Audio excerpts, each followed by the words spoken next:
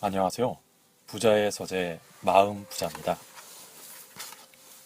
오늘은 세계 미래 보고서 2021 포스트 코로나 특별판을 함께 나누었으면 합니다. 세계적인 미래 연구기구 밀레니엄 프로젝트가 예측한 코로나가 만든 세계. 작가 박영숙님은 세계적인 미래 연구기구 밀레니엄 프로젝트의 한국 지부 UN 미래 포럼의 대표를 맡고 계십니다. 20년 동안 주한 영국 대사관에서 근무를 했었고요. 여러 가지 부분에 대해서 관심이 많으셨던 분이신데요. 처음에 전공은 프랑스어를 전공을 하셨다라고 합니다. 그리고 미국에서 교육학 석사를 받으시고요. 다시 한국에 돌아와서 사회복지학으로 박사과정을 수료하셨습니다. 미래 예측에 대한 강의를 하시기도 했고요. 그래서 미래에 관련된 사회 변화에 대한 전문가라고 말할 수가 있겠습니다. 비즈니스 북스에서 출판을 했고요. 프롤로그부터 들어가 보도록 하겠습니다. 포스트 코로나, 위대한 리셋이 필요한 시대. 역사상 인류는 늘 여러 가지 위험에 직면해 왔고 그것을 극복해 왔다. 그리고 지금 우리 앞에 코로나19라는 예기치 못한 불청객이 찾아왔다.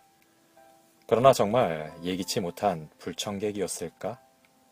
역사를 되짚어보면 시대마다 인류를 고통으로 몰아넣은 전염병은 늘 있었다. 그리고 세계 미래 보고서는 매년 이런 불청객을 정확히 예측해왔다. 2013년에 출간된 UN 미래 보고서 2040에서는 치사율 높은 새로운 질병들과 전 세계에서 발생하고 있는 바이러스성 질병의 심각성을 이미 다루었다. 또 이전에는 발견되지 않았던 동물에서 인간에게 산발적으로 전염되는 병원균을 인간의 몸에서 발견했다. 인간과 가축 개체의 증가와 정글의 개발 등으로 이전에는 잘 나타나지 않았던 교차성 질병에 많이 노출된 것이다. 이제 인간은 대부분의 동물에 기인하는 전염병에 취약할 것이다. 가까운 미래에 고통과 죽음을 지구촌 곳곳에 불러올 치사율이 1% 이상인 전염병의 새로운 호흡기 계통의 병원균이 유행할 수 있다. 불행하게도 이것은 가설에 근거한 위협이 아니다. 새로운 대유행 병원균이 2030년 이전에 출현할 확률이 높다. 환경오염으로 인한 기후변화, 자연재해, 지구온난화 등은 익히 우리가 알고 있던 문제들이다. 그것을 해결하지 않으면 재앙이 찾아올 것이라는 세계 미래보고서의 예측과 시그널은 수도 없이 많았다. 그렇다면 우리를 습격한 코로나19 역시 언젠간 오고야 말 재앙 중 하나였음에 틀림없다. 역사 속에서 이어져 온 전염병의 연대기. 세계경제포럼에서 2020년 3월 4일 발표한 자료에 따르면 코로나 바이러스는 세계화, 도시화, 기후변화와 일치하는 더 빈번한 전염병 패턴이 된다고 한다. 사회의 물리적 연결성이 강화됨에 따라 미래 전염병은 더 빨리 퍼지면서 폭발적으로 확산한다는 뜻이다. 전 세계에서 발생한 전염병은 36시간 이내에 전염병 발생지에서 세계 반대편 도시로의 이동이 가능해졌다. 촘촘히 연결된 교통과 비행 노선 때문이다. 게다가 전 세계 인구가 증가하고 생활 공간의 밀도가 높아지면서 우리는 예전보다 훨씬 더 가까이 산다. 기후변화는 이러한 경향과 전염병의 발병률을 악화시킨다. 월스트리트 저널은 팬데믹 같은 글로벌 전염병이 과거보다는 더 정규적으로 더 자주 일어난다고 발표했다. 그 이유는 단연코 도시 집중으로 인한 인구 밀도가 높기 때문이다. 그리고 글로벌화로 인해 바이러스는 더 빨리 퍼진다. 오랜 역사를 두고 전염병의 연대기는 이어져 왔다. 유스티니아누스의 전염병은 6세기에 번졌고 그 당시 전 세계 인구의 절반인 5천만 명이 사망했다. 14세기의 흑사병은 2억 명에 이르는 사람을 죽음에 이르게 하며 인구의 3분의 1을 앗아갔다. 천연두는 1796년 세계 최초의 백신이 개발되었음에도 20세기에만 3억 명을 죽게 했다. 그 후 메르스, 사스, 에볼라, 신종플루 등이 있었다. 1918년 인플루엔자 전염병으로 약 1억 명이 사망했는데 이 숫자는 제1차 세계대전에 참여한 병사의 사망자 수를 능가한다. 1918년 시작된 독감 바이러스는 지구상 인구 3명 중 1명에 해당하는 5억 명을 감염시켰다. 아직도 백신이 없는 전염병인 에이즈는 매일 7,500만 명을 감염시키고 있다. 코로나19뿐 아니라 미래의 팬데믹은 더 많이, 더 빨리, 더 심각한 사망자를 낳는 전염병으로 다가온다. 앞서 말한 인구 밀집, 도심화, 빠른 연결성 때문이다. 물론 흑사병으로 인구의 3분의 1이 죽음을 맞던 시절처럼 속수무책으로 당하고 있지만은 않을 것이다. 발전된 기술로 이루어진 문명사회가 코로나19를 빨리 퍼져나가게 했듯 아이러니하지만 그 기술 덕분에 심각한 위기에 빨리 대응할 수도 있다. 포스트 코로나 시대, 무엇이 달라지고 어떻게 대응할까? 세계 미래 보고서는 매년 세상을 움직이는 커다란 흐름, 첨단 기술의 발전과 그것이 창조해낼 미래에 주목해왔다. 책을 써온 지난 15년간 블록체인, 인공지능, 로봇, 유전자 편집, 자율주행차, 우주여행 등의 실험이 현실과 조우하며 발전하는 모습을 보았다.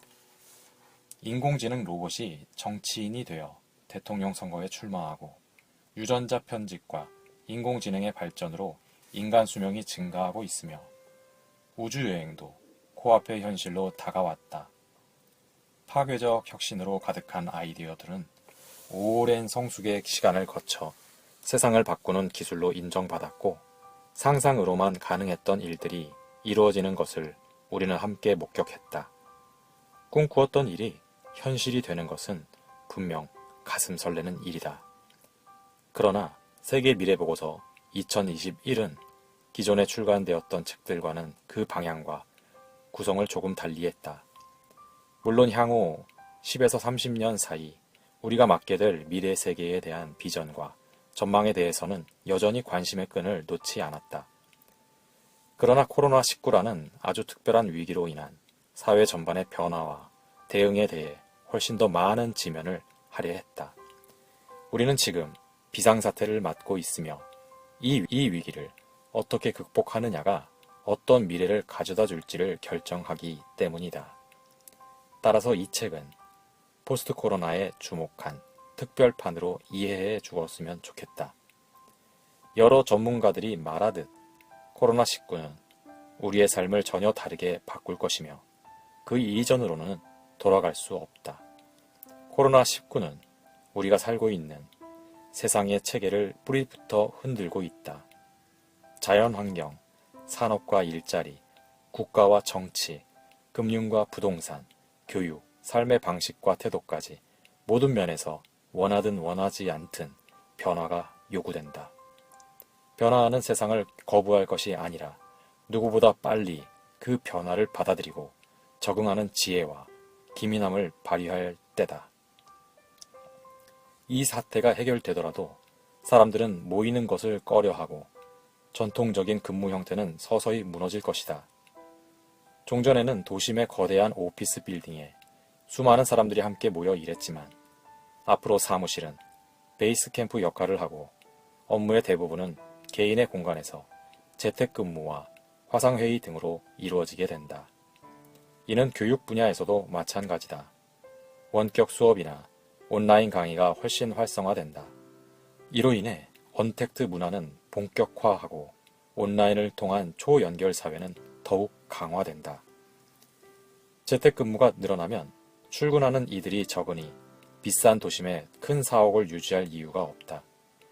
실제 세계 곳곳의 기업들이 사무 공간을 줄이고 있으며 많은 이들이 쾌적하고 값이 싼 도시 외곽으로 이사하는 추세다. 구글 본사가 있는 캘리포니아 마운틴 뷰의 임대료는 30% 가까이 떨어졌다. 우리나라 역시 서울의 도심지인 시청, 을지로, 충무로 등지에 있는 빌딩의 공실률이 20%를 넘는다. 테헤란로, 강남대로, 상권 등에서도 9%에 달하는 공실률이 나타났다. 재택근무, 원격 근무의 확산으로 업무 공간에 대한 개념도 달라질 것이며 이는 부동산 시장에 상당한 영향을 미칠 수밖에 없다. 더불어 금융과 경제체제 전반에도 변화가 나타날 것이다. 코로나의 재앙은 선진 자본주의 국가들의 비효율적인 의료 시스템과 부실한 의료 서비스의 맹점을 여실히 드러냈다. 이는 단순히 의료의 문제가 아니라 공공과 복지의 문제로 귀결된다. 전 세계가 이윤 추구와 성장이라는 모토로 달려왔으나 그것이 지닌 심각한 폐해가 이번 사태로 증명됐다. 성장보다는 공공과 복지, 각자 도생이 아니라 공존의 가치가 왜 중요한지 다시금 일깨워준다. 팬데믹 이후 각국에서 기본소득제에 대한 논의가 다시금 활발하게 이루어지고 있는 것도 이런 맥락에서다. 코로나19 이후 대부분의 나라에서 기본소득제를 검토하기 시작했고 미국은 점진적으로 확대해 월 2,500달러의 보편적 가족 기본소득제를 도입할 것으로 예측된다. 교육에서도 변화가 상당하다. 특히 대학 학위 무용론이 대두되고 있는 것에 주목해야 한다. 2020년 7월 구글, 마이크로소프트 등이 대학교 졸업생을 필요로 하지 않으며 그들이 만든 3에서 6개월의 기술 과정을 수료해야만 원서를 낼 수 있다고 발표했다. 포춘 100대 기업 중 대학 졸업장을 기피하는 기업은 절반이나 된다. 2017년 하버드 경영대학원 클레이슨 교수는 10년 안에 미국 내 절반의 대학이 파산한다고 말했다. 코로나 사태 이후 그 속도는 더 빨라지고 있다. 하버드 대학교 경영학 석사 과정의 지원율은 1년 전과 비교해 4.5% 하락했다. 다른 곳도 마찬가지다. UC 버클리는 7.5%, 펜실베니아 와튼 스쿨은 6.7%, 스탠퍼드 대학교는 4.6% 하락했다. 최근 영국에서는 약 25만 명의 대학생들이 등록금 반환 요구에 동참했다. 날로 치솟는 학비에 비해 교육의 성과는 기대 수준에 미치지 못하기 때문이다. 테슬라 CEO 일론 머스크도 일하는데 학위는 필요 없다. 학력 대신 실력을 보겠다며 대학 졸업장 대신 코딩 테스트로 인력을 채용하겠다고 선언했다. 이제는 유명 대학의 졸업장이 아니라 실제 업무에 필요한 능력이 더 중요시 된다는 의미다. 언택트 문화로 인해 원격 수업이나 홈스쿨링이 늘어날 전망이다. 장기적으로 세계는 전통적인 학습과 최첨단 디지털 학습의 장점을 결합하게 된다. 그러기 위해서는 우선 디지털 기술에 대한 거부감을 줄이고 다양한 기술을 익히는 데 많은 관심을 기울여야 한다. 특히 교육과 의료, 첨단 산업에서 가장 선구적으로 노력이 필요하다. 이미 의료 분야에는 인공지능 기술이 상당 부분 들어와 있다. 임상병리학, 유전자 데이터와 결론 도출, 기가바이트의 표현형 데이터 분류 작업 등 전기요금 정도의 비용으로 해낼 수 있다. 또한 암 환자 진단 분야에서는 인공지능이 세계 최고 수준의 의사보다 낫다는 것을 입증했고 인공지능으로 작동하는 가상 보조원 알렉사도 이미 활동하고 있다. 공공, 공생, 공존을 위한 전혀 새로운 패러다임의 요구. 코로나19로 급격한 경기 침체가 시작되었고 1930년대 이후 최악의 불황에 직면할 위기다.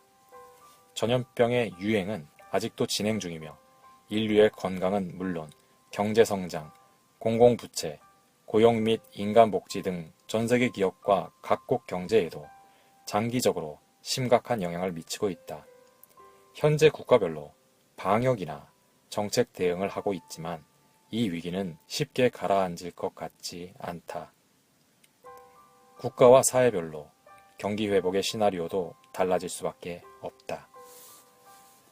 그럼에도 위기를 극복하려면 교육, 의료, 국가정책, 비즈니스, 사회적 계약과 근로조건에 이르기까지 각계각층 모든 분야에서의 개조를 목표로 연대하고 신속하게 행동해야 한다. 기업, 개인, 국가가 모두 맞물려 돌아가는 상황에서 단독 생존이란 무의미할 뿐 아니라 불가능하기 때문이다. 또한 한 국가만의 합심으로 해결될 일도 아니다. 전 세계의 모든 국가가 참여해서 생존을 위한 변화와 혁신을 해야 한다. 세상은 점점 더 좁아지고 있다. 모든 분야에서 인류는 때려야 뗄 수 없는 관계다. 코로나19로 그 밀접성은 더욱 분명해졌다. 인류가 운명 공동체로 얽혀가고 있음은 좋든 싫든 받아들여야 할 현실이다. 이런 시점에서 세계 시민으로서의 인식은 보다 지속 가능하고 탄력적이며 자비로운 세상을 만들 수 있는 매우 강력한 도구다. 우리는 서로 도울 때 더 강해질 수 있다. 위기 앞에서 인류가 붕괴하지 않으려면 위대한 리셋이 필요하다. 그리고 그 리셋의 방향은 공존과 공생에 초점을 맞춰야 한다. 인간과 인간이, 인간과 자연이, 인간과 기술이 어떻게 공존할 것인가를 고민해야 할 때이다.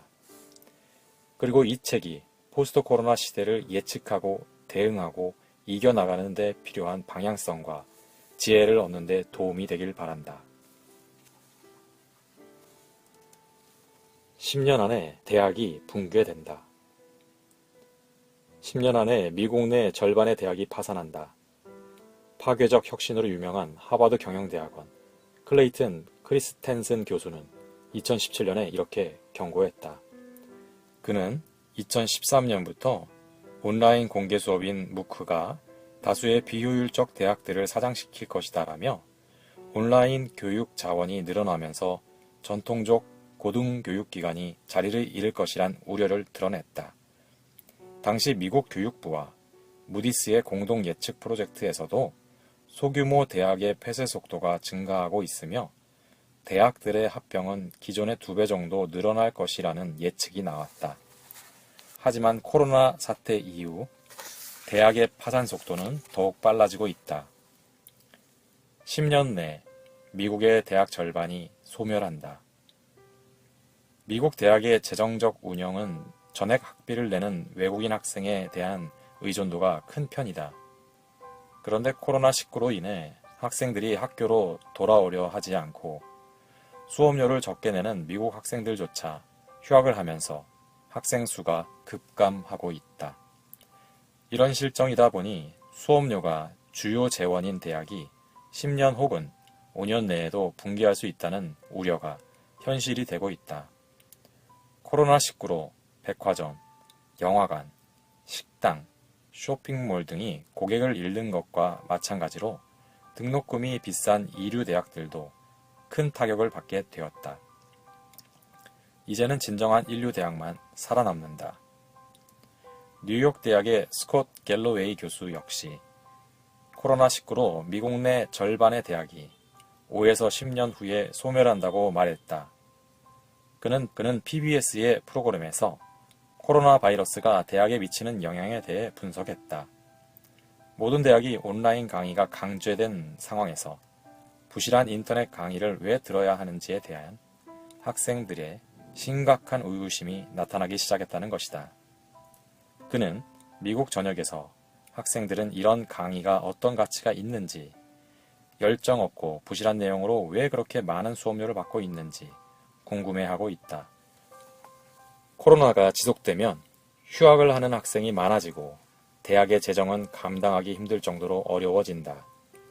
지금보다 더 많은 학생들이 1년 이상 휴학을 하게 되면 대학의 수요와 공급은 파괴되고 수업료나 비용을 낮추라는 압력 또한 커질 것이다. 따라서 현금을 제대로 보유하지 못한 기업들이 도산하듯 재정 적자가 눈덩이처럼 불어난 대학들도 파괴와 붕괴를 피할 수 없게 된다. 가장 먼저 비싼 학비와 낮은 기부금 현황을 가진 대학교들이 폐교한다.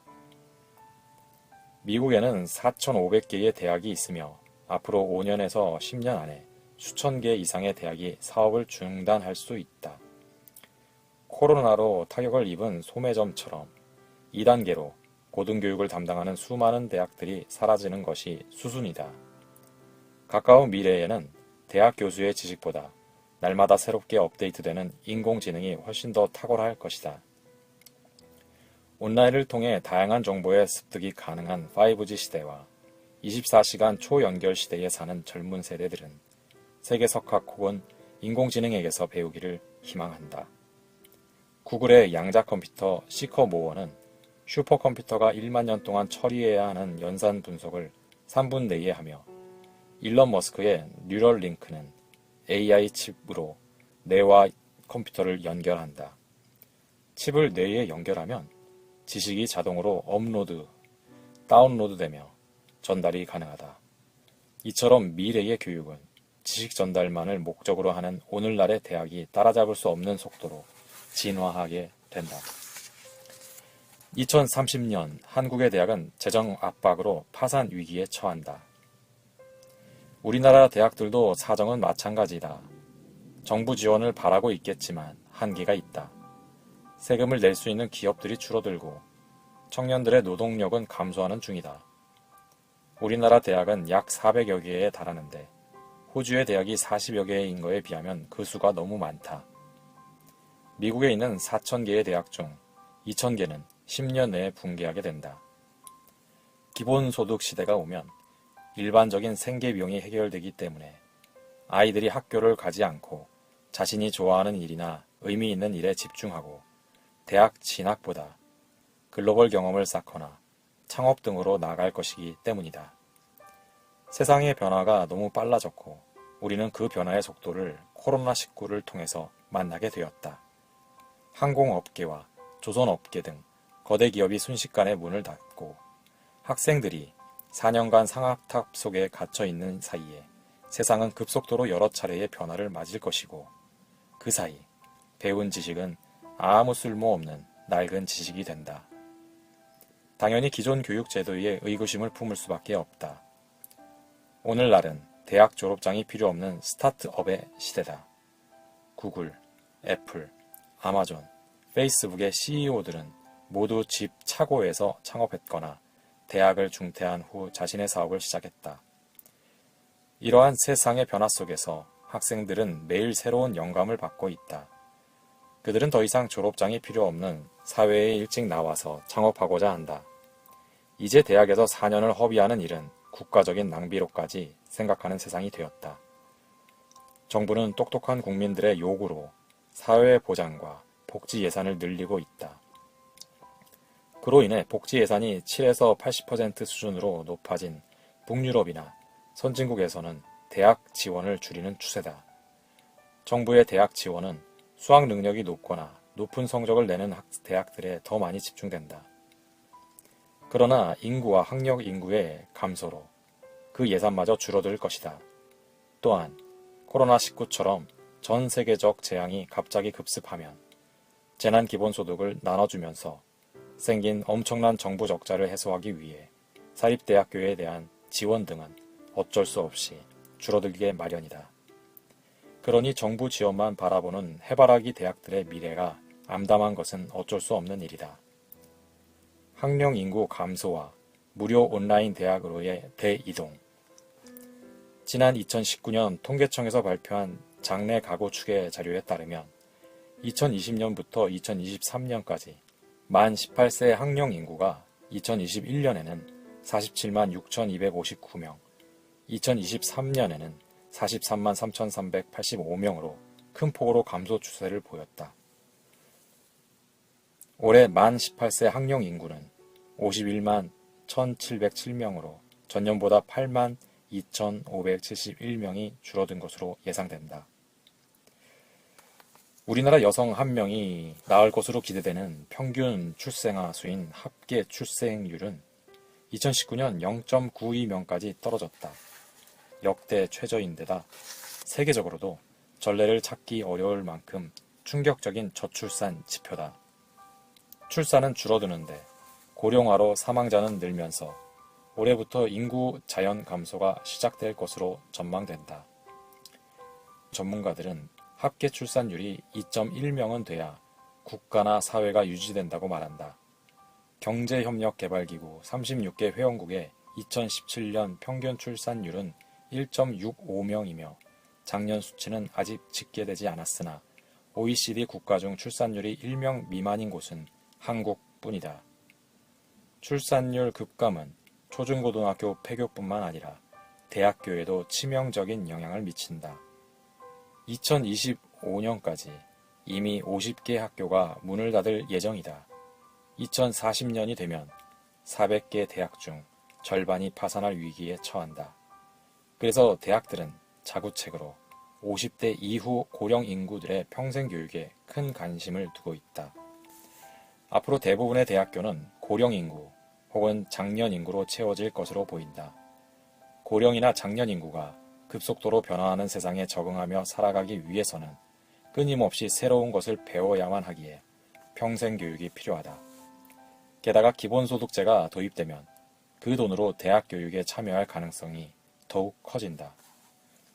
이처럼 대학 입학 가능 자원이 줄어드는 와중에 원격 교실과 무크, 원격 대학의 수요가 증가하면서 전통적인 교육 방식은 점점 더 외면받고 있다. 온라인 대학을 다니거나 무크 등 글로벌 대학의 강좌를 들으며 실력을 쌓는 이들이 점점 늘어나고 있다. 이들은 스스로 제품을 만들거나 프로젝트 팀을 이루어 메이커스가 되는 비전을 갖고 있기에 미련 없이 대학을 떠난다. 온라인 교육의 새로운 장을 연 코세라. 전 세계는 세계 최대의 취업난을 겪으며 대학 졸업장의 가치가 퇴색하는 반면 공신력 있는 온라인 교육이 뜨고 있다. 코세라가 대표적인 예다. 코세라는 2012년 스탠퍼드 대학교 컴퓨터학과 앤드류 응 교수와 데프니 콜로 교수가 설립한 1세대 온라인 공개 수업 서비스다. 앤드류 교수와 콜로 교수는 2011년 가을쯤 스탠퍼드 대학교의 일부 수업을 온라인으로 제공한 경험에서 영감을 얻었고 학교를 떠나 코세라를 창업했다. 코세라는 강좌 연계를 위한 파트너 기관으로 현재 구글, 아마존, 유니티, 리눅스, 인텔, IBM, 모마, 대학교로는 카이스트, 연세대, 스탠퍼드대, 프린스턴대, 펜실베니아대 등 전 세계 150개 대학과 협력을 맺고 있으며 2,000개가 넘는 코스와 함께 2,400만 명의 수강생을 보유한 세계 최대 규모의 무크다. 온라인으로 수업을 듣는 동시에 현역 대학 교수의 피드백이나 실제로 사용 가능한 수료증도 받을 수 있다. 코세라의 강의는 기본적으로 무료이며 수료증을 취득하려면 일정 금액을 지불해야 한다. 강의 기간은 짧게 4에서 6주부터 길게 4에서 6개월 과정으로 구성되어 있으며 평생 학습 시대를 살아가는 직장인과 학습자들 사이에서 새로운 기회를 안겨주는 혁신을 불러일으켰다. 코세라는 부상하는 빅데이터, 인공지능, 사물 인터넷 등 빠르게 변화하고 있는 제4차 산업혁명을 받아들이기 위해 기술에 대한 수요가 늘어남에 따라 더 인기를 끌고 있다. 코세라의 가장 큰 장점은 세계적 명성을 지닌 대학 교수들에게서 최첨단 학문을 언제 어디서나 손쉽게 배울 수 있다는 점이다.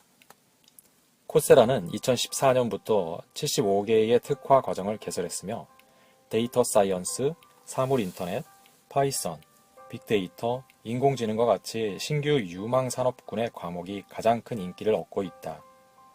코세라의 성공 비결은 크게 세 가지로 요약할 수 있다. 첫째, 가성비 좋은 강의료다.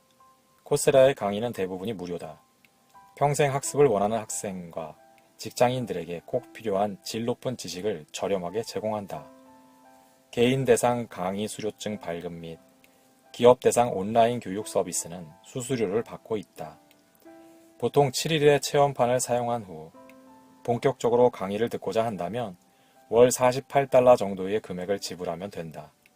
단순히 강의만 듣고 끝나는 것이 아니라 코세라를 통해 한 강좌를 완료하면 증명서를, 일정 커리큘럼을 완료하면 인증 학위 취득을 할 수 있는 시스템이다. 한 대학의 온라인 경영학 석사 프로그램의 2에서 3년 과정을 이수하기까지 2천만 원 정도가 드는데 실제 미국에서 유학할 경우 비교하면 훨씬 저렴한 비용으로 석사학위를 딸 수 있다. 둘째, 효율적이고 철저한 교육관리 시스템. 코세라에서 진행하는 커리큘럼의 과정을 이수하려면 주말 평가와 단계별 퀴즈를 패스해야 한다. 그리고 같은 강의를 듣는 다른 수강생의 과제를 매번 5개씩 평가해야 하는 독특한 시스템을 가지고 있다.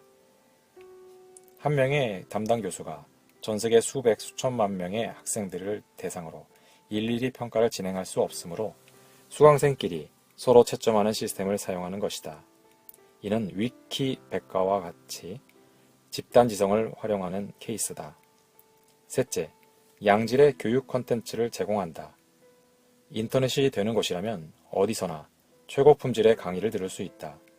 스탠퍼드 대학교, 미시건 대학교, 듀크 대학교 등 세계 최고의 명문 대학들과 파트너십을 가진 코세라는 IT에만 집중하지 않는다. 법학, 신문방송학, 인문학 등 다양한 분야의 과정을 2,000개나 보유하고 있다. 유명 대학 교수의 기존 강의를 사용하는 게 아니다. 코세라만을 위한 강의를 별도로 진행하여 촬영하며 강의 러닝타임은 온라인 강의임을 고려해 20분을 넘지 않는다. 싱가포르와 중국에도 밀리는 우리나라 대학의 실상 10억 달러 대 240억 원. 미국 MIT와 서울대학교의 인공지능 부분 투자 규모다. MIT는 지난해 10억 달러를 투입해 인공지능 대학을 설립했다. 제4차 산업혁명 시대의 흐름에 맞춰 인공지능 기술을 선점하겠다는 취지다. 서울대학교도 지난달 10개 학문 분야의 세계 10위권 진입을 목표로 집중 투자하는 프로젝트를 발표했다.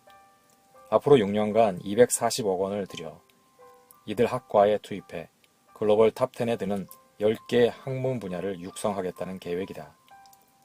인공지능 투자 규모는 서울대학교가 국내 1위 대학이지만 세계의 유수 대학 사이에서는 30위권에도 이름을 올리지 못한다.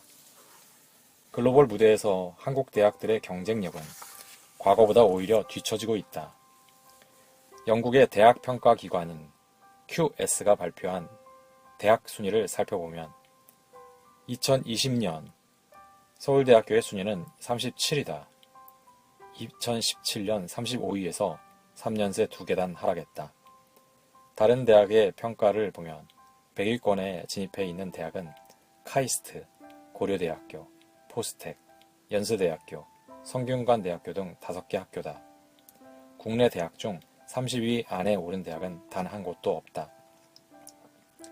하지만 다른 아시아 지역의 대학의 경우 싱가포르의 NUS, NTU, 중국의 칭화대학교, 베이징대학교, 홍콩대학교, 일본의 도쿄대학교 등은 30위권 내에 이름을 올렸다.